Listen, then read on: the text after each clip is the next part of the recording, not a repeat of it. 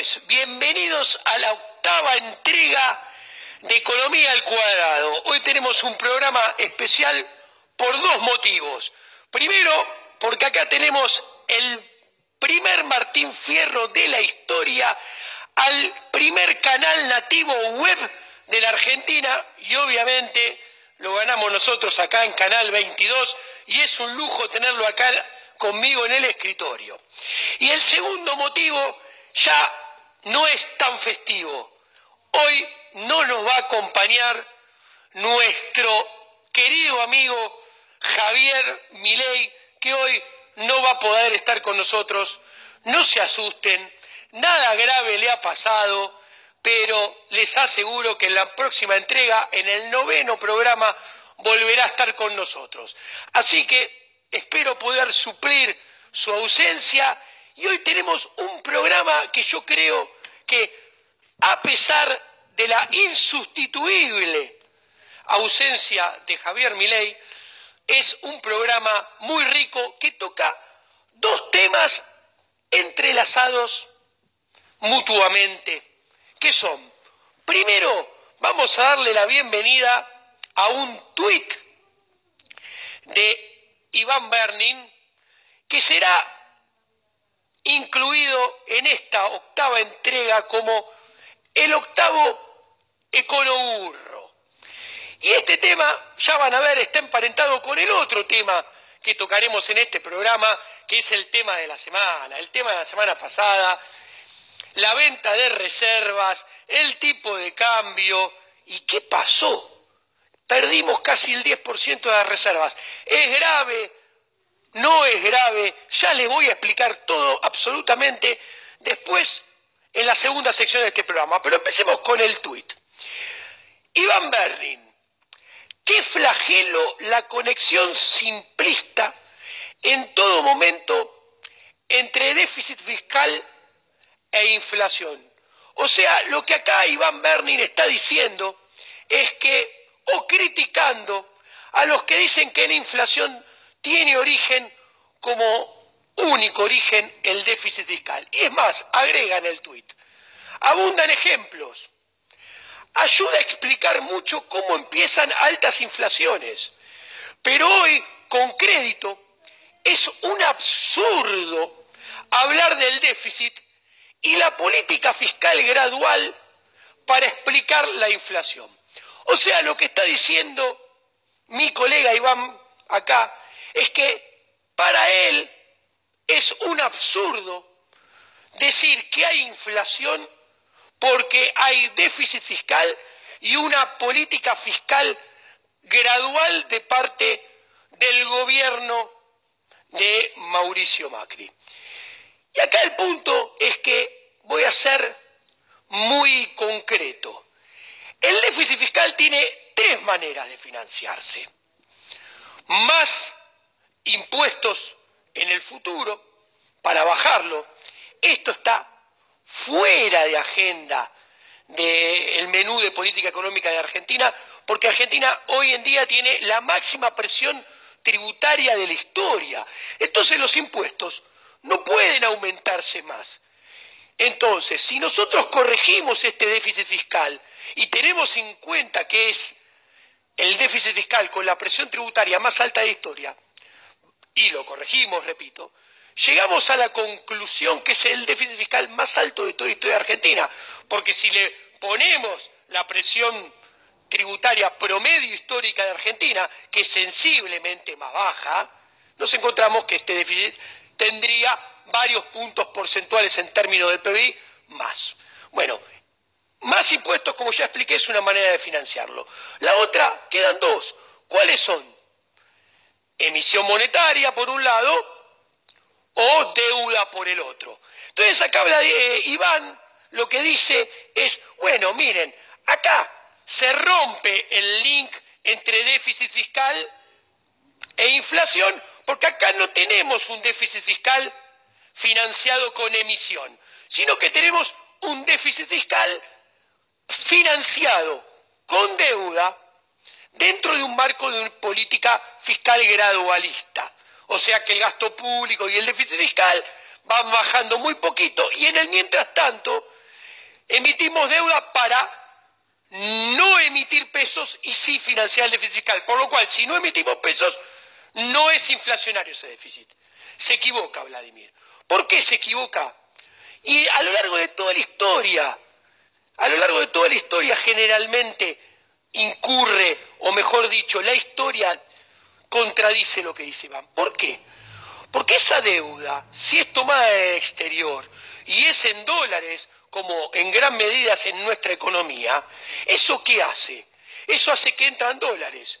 Y si entra en dólares, el Estado no necesita dólares, porque para pagar sueldos, jubilaciones, obra pública, etcétera, etcétera, necesita pesos.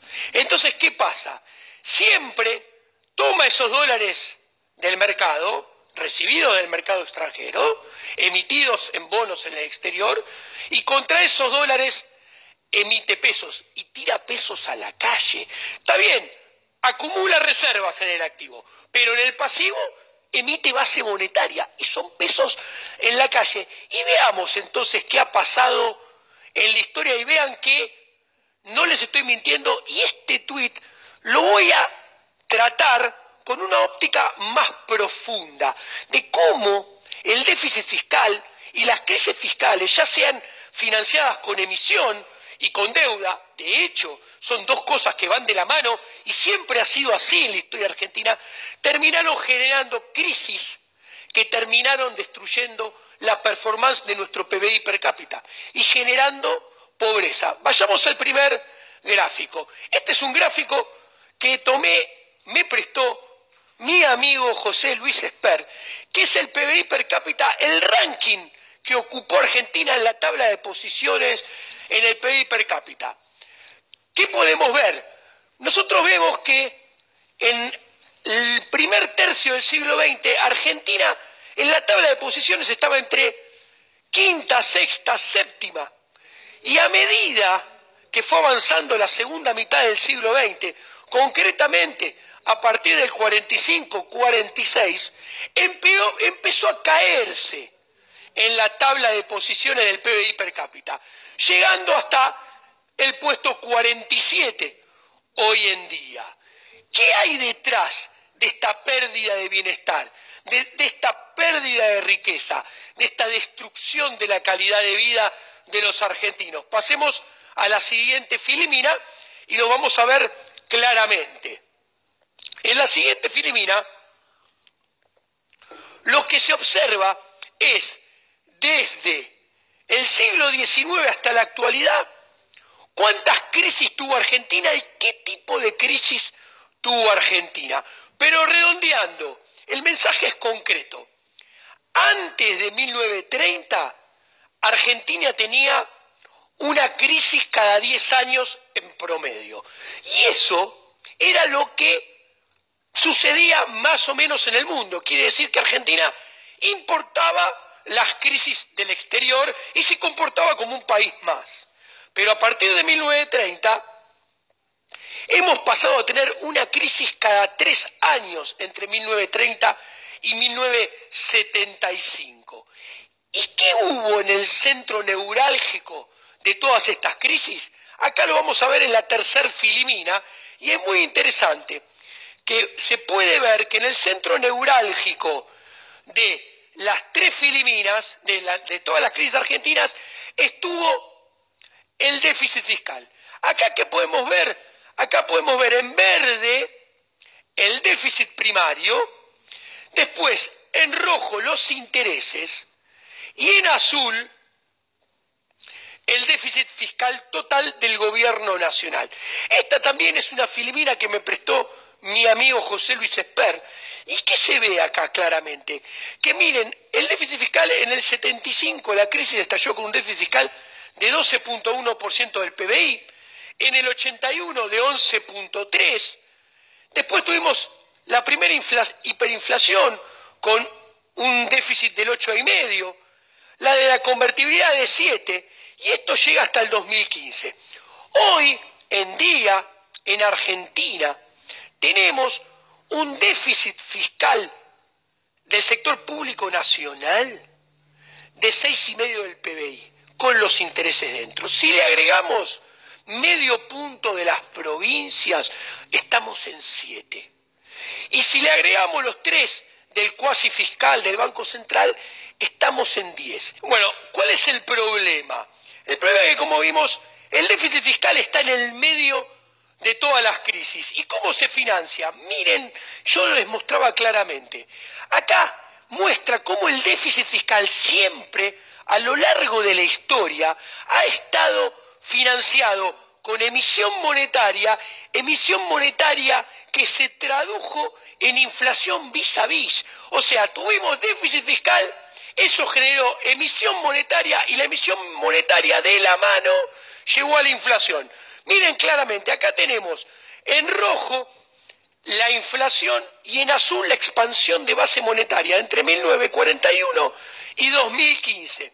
¿Qué observamos? Que si metemos toda la serie, incluidos los 10 años de convertibilidad, tenemos una inflación del 148% promedio anual con una expansión monetaria del 151% promedio anual. O sea, fueron las dos de la mano. ¿Y por qué emitimos 151% de base monetaria promedio anual, Iván Bernin? Para financiar el déficit fiscal. Es más, si le quitamos los años de convertibilidad, de la muestra, y los dejamos, ¿qué hacemos? Nos encontramos que la expansión de la base monetaria fue 175% promedio anual, mientras que la inflación fue 170. O sea, la inflación va indudablemente de la mano de la emisión monetaria.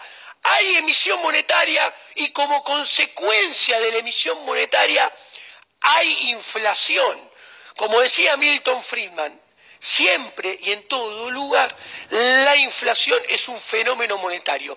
¿Y por qué emitiste, Iván Bernin, siempre en a lo largo de la historia?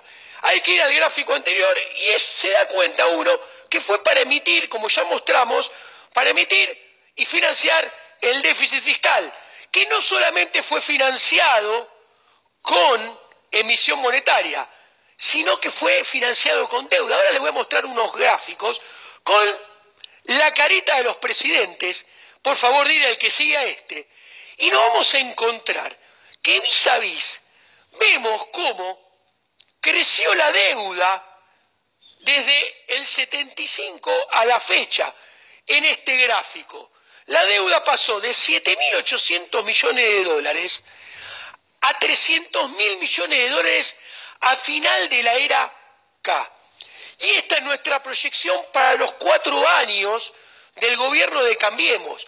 Vamos a tener una emisión de deuda por 20 puntos del PBI, o sea, el endeudamiento entre 2016 y 2019 va a equivaler a 20 puntos del PBI.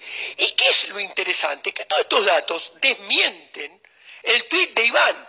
¿Por qué? Porque claramente vimos cómo hay déficit fiscal y ese déficit fiscal fue financiado también siempre con deuda y también con emisión monetaria. ¿Por qué?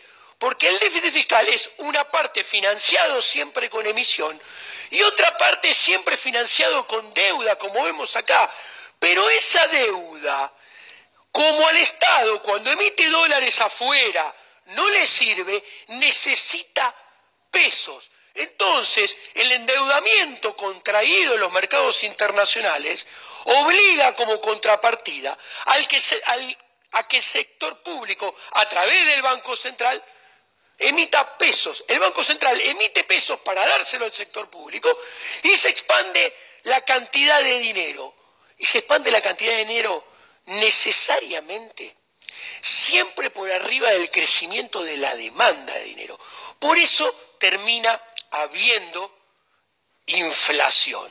Tanto es así que ahora, dejando un poco la historia, pasamos de la historia a los números más cercanos a la hora y vemos que, también contradiciendo lo que decía Iván Bernin, todo el endeudamiento que contrajo Argentina, Argentina contrajo todo 2016 y 2017, redondeando 120.000 millones de dólares de deuda. Según Iván, esto no generaría inflación. Pero ¿qué pasa, Iván? El Estado, como siempre, no le sirven los dólares. Para pagar su déficit fiscal, ¿qué es el déficit fiscal, Iván? Jubilaciones, salarios, obra pública, gasto corriente. Necesita pesos, Iván. Entonces, contra dólares que entran, lo vuelvo a repetir, a ver si te queda claro, emite pesos. Y acá vemos cómo el Banco Central de Federico Sturzenegger, aún con endeudamiento y contradiciendo lo que dice Iván, emitió 61.1% de base monetaria en los 2 primeros años, lo cual no es muy diferente al 65.4% que emitió de base monetaria el Banco Central en los últimos 2 años de kirchnerismo. Entonces, Iván, estas 2 barras, que no las inventé yo, sino que son los datos que podés bajar de la página web del Banco Central, te indican que el tuit que pusiste está mal, porque contraer deuda en el exterior en dólares no te libra de emitir dinero y no te libra de emitir dinero de más y por ende no te libra de generar inflación. ¿Querés más pruebas, Iván, del error que cometiste? Pasemos, director, por favor, al siguiente gráfico, que es este gráfico que tenemos acá, que es emisión monetaria por origen fiscal. Iván, ¿qué nos encontramos acá?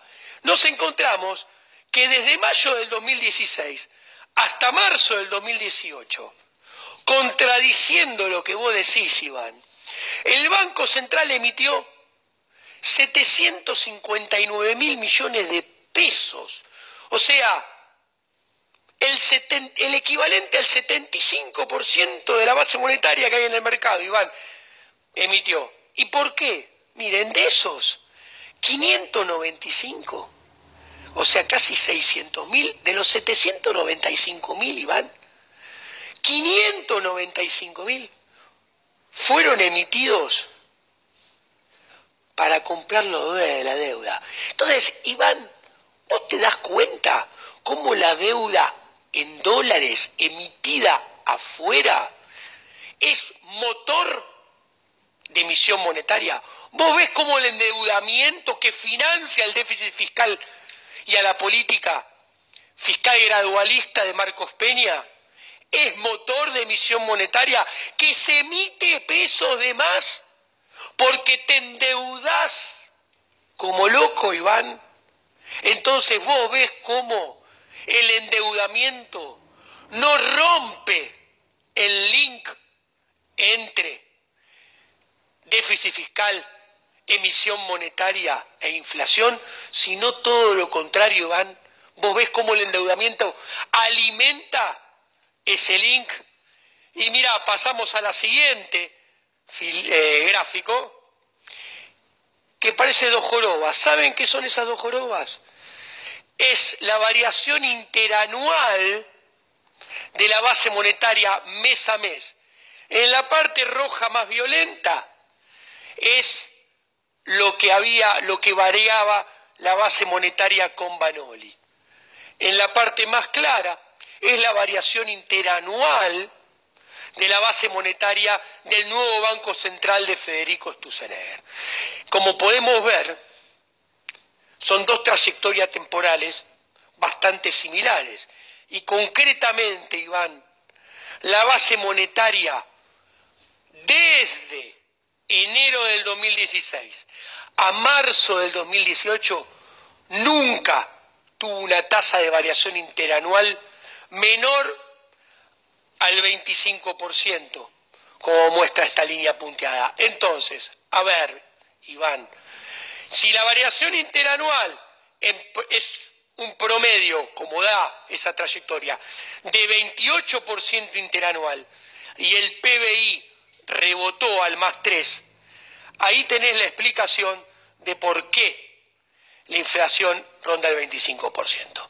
Bueno, y entonces acá está el otro tema. Vamos a pasar al segundo tema, que es el tema candente de la semana. El tema candente de la semana es qué pasó con las reservas del Banco Central. Y acá hay que ser muy contundente. El Banco Central vendió reservas. ¿Qué está pasando? Siempre con Javier hemos sido muy claros y habíamos explicado que el escenario monetario 2018 es mucho más complicado que el 2017. ¿Por qué? Porque a final de diciembre del año pasado, Jefatura de Gabinete de Marcos Peña tomó por asalto la política monetaria, rompió la autonomía del Banco Central, le robó la credibilidad y la reputación al Banco Central. Entonces, ¿esto qué generó? Esto generó que salten las expectativas de inflación, caiga la demanda de dinero. ¿Y qué sucede? A la política monetaria lo peor que le puede suceder, ¿saben qué es? Que caiga la demanda de dinero. ¿Saben por qué? ¿Saben por qué? Porque si cae la demanda de dinero, la inflación se acelera aún emitiendo lo mismo que antes. ¿Esto qué quiere decir? Que para tener la misma inflación que antes, tenés que ser más contractivo de lo que solía ser. Concretamente, si el Banco Central quiere que la inflación del 2018 sea la misma que la del 2017, se va a tener que poner más duro. Si el Banco Central quiere que baje un poco, se va a tener que poner más duro todavía. Y voy a los números. Si quiere una inflación que cierre en torno al 23%, necesita que de abril a diciembre la inflación sea 1,6 mensual. Y estamos lejos de eso. Y encima ese 1,6 mensual que necesita para que la inflación sea del 23%, es menos que la inflación que hubo el año pasado, que entre abril y diciembre promedió 1,7, o sea, un poquito más. ¿Y cuál es el problema? Que como resultado de esta caída de la demanda de dinero, que genera inflación por sí sola, ya tenemos una inflación más alta en estos primeros 3 meses del año. No digo 4 porque no tengo los datos de abril, pero tomen nota, la inflación núcleo de los primeros 3 meses del año pasado, en términos anualizados, había sido 22. Este año es 5 puntos más, es 27. Entonces, el Banco Central no es malo que venda reservas. ¿Por qué? Porque vender reservas es mucho más potente como instrumento de esterilización. O sea, uno saca los pesos que sobran mucho más rápidamente y en forma más potente, logrando que el equilibrio monetario tienda al equilibrio o vaya hacia él, en forma más rápida y contundente vendiendo reservas que haciendo todo ese rulo de colocarle VAX, pero después comprarle dólares de endeudamiento e inyectar pesos por otro lado. Que todo ese rulo tiene costos en términos cuasi fiscales porque hay que pagar tasa de interés. Entonces, vamos a ver las filiminas y vamos a ver dónde estábamos parados antes de esta semana. ¿Y qué se ve? Vamos a la filimina anterior, esta filimina diré. ¿Y acá qué se ve? Acá claramente tenemos el stock de Levax en verde, que estaba saturada de Levax. El mercado no quería más Levax. Y estos datos son a marzo, porque los datos de abril cerrados no los tenemos todavía. ¿Y qué sucede? Ahora son menos porque, dado el impuesto que le pusimos a los extranjeros vendieron las tenencias de Levax. Teníamos la cantidad de dinero, la gente saturada de pesos. Ustedes vemos cómo la demanda de pesos viene cayendo mes a mes. Y a ver, la gente se va de los pesos, ¿y a dónde se va? Se va el tipo de cambio, se va el dólar, perdón, se va el dólar. Y el reflejo de que la gente se va al dólar es que sube el tipo de cambio en rojo. Pasemos a la siguiente filimina y nos vamos a encontrar que, ¿qué está sucediendo? Acá vemos que como esta caída de la demanda de dinero y que la gente se va al dólar se empieza a sentir sobre fin de año del año pasado. Cuando tocó, mitad del año pasado, perdón, toca 17.70 porque en ese momento cayó la demanda de dinero solo circunstancialmente por riesgo político, porque había chances de que Cristina ganara las PASO, el Banco Central le puso un techo, vendió reservas. Después no intervino más. Ahora sí cae la demanda de dinero por fenómenos estructurales en serio de la economía, no de la política, y cuando llega a 20 empieza a vender reservas de vuelta. Pasemos a la siguiente. Nos encontramos que, ¿qué sucede? Acá tenemos el tipo de cambio real en azul y el tipo de cambio nominal en verde. ¿Qué sucede? Cuando sube el tipo de cambio nominal, se gana competitividad y sube el tipo de cambio real. Porque el dólar es lo primero que sube, porque es un activo financiero. Pero después, la inflación empieza a hacer su trabajo y el tipo de cambio real cae. Vuelve a saltar el tipo de cambio nominal, vende reservas y la inflación estos meses, como fue abril, como va a ser mayo seguramente, le va a empezar a ganar al tipo de cambio y el tipo de cambio real se va a erosionar. Pasemos a la siguiente y vamos a ver en este siguiente gráfico que acá se ve claramente de otra forma la caída de demanda de dinero. Y con este salto ustedes pueden ver cómo el tipo de cambio va subiendo a medida con la misma tasa de interés. ¿Esto qué muestra? Esto muestra que hay una caída de demanda de dinero y cómo ahora, para mantener el mismo tipo de cambio, se tiene que subir la tasa de interés. Y pasemos a al siguiente gráfico, que es muy interesante porque acá se ve cuál es el problema y se ve también cómo el Banco Central tuvo que subir la tasa de interés porque no le quedaba otra, porque la realidad muestra que por culpa de la política de jefatura de gabinete había habido una metida de pata desde la conferencia del 28 de diciembre del año pasado. Teníamos un problema de tasa de interés. Bajaron la tasa de interés en términos reales de una manera estrepitosa. Entonces, como consecuencia de que jefatura de gabinete avanzó sobre el Banco Central y lo obligó a bajar la tasa de interés en términos reales, la gente dijo, ok, me voy al dólar. Miren esto, acá tenemos en verde la tasa de referencia, o sea, la tasa del Banco Central en términos reales. ¿Qué quiere decir? La tasa de interés nominal ajustada por la inflación. ¿Qué sucedió? Miren este gráfico. Acá aparece jefatura de gabinete. Se mete en la política monetaria y lo obliga a bajar la tasa de interés nominal. Y el Banco Central empieza a bajar la tasa de interés nominal. Cuando ven que jefatura de gabinete lo invadió, se queda sin reputación, se queda sin credibilidad, se cae la demanda de dinero, aumentan las expectativas de inflación y se sigue cayendo cada vez más la demanda de dinero y se aceleran los precios. Entonces, la tasa de interés real, ¿qué es? Numerador, la tasa del Banco Central nominal, que se la obligaban a bajar. Denominador, la inflación, que como resultado de la pérdida de credibilidad y reputación y de la caída de la demanda de dinero, se aceleraba. Entonces la tasa de interés real pasó a ser negativa. ¿Pero qué es lo grave? Por culpa de jefatura de gabinete, la tasa de interés del Banco Central pasó a ser negativa.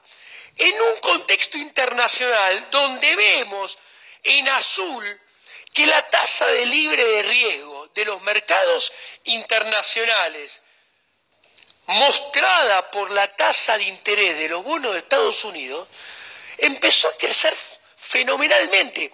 Entonces, ¿qué se ve acá? Se ve una miopía sideral de jefatura de gabinete. En un mundo donde la tasa de interés empieza a subir en forma muy pronunciada, ellos hacen que la tasa de interés real, que es la que importa, en Argentina, se desplome. Entonces, como consecuencia, no puede quedar otra que la demanda de dinero se desplome. Se desplomó la demanda de dinero y así es como la inflación se aceleró más de 5 puntos porcentuales. Y esto que les estoy mostrando acá, no se corrige en 48 horas. Como hemos mostrado en otros programas, la política monetaria actúa con un retardo de 6 meses. ¿Esto qué quiere decir? Que al Banco Central no debería tener un brazo blando y debería endurecer todavía más la política monetaria para dejar claro que volvió a tomar el toro por las astas y que jefatura de gabinete no está más a cargo de la política monetaria y que volvemos a tener de a poco un Banco Central independiente y responsable. Y hay que ver si lo puede hacer. Hay que ver si logra reconstituir credibilidad, reputación, para que la inflación de acá a los próximos 4, 5, 6 meses tenga chances de recobrar un sendero permanente de desinflación. Pero hay que esperar esa cantidad de meses. No hay que ablandar la política monetaria si alguno ve algún resultado de menor inflación. Hay que esperar esos 6 meses y que después la desinflación perdure 3, 4, 5, 6 meses más. Esto fue todo por hoy. Los esperamos en la próxima entrega, la 9ª, que volverá a estar nuestro amigo con nosotros, Javier Milei. Un abrazo y muchas gracias por estar ahí. Buenas noches.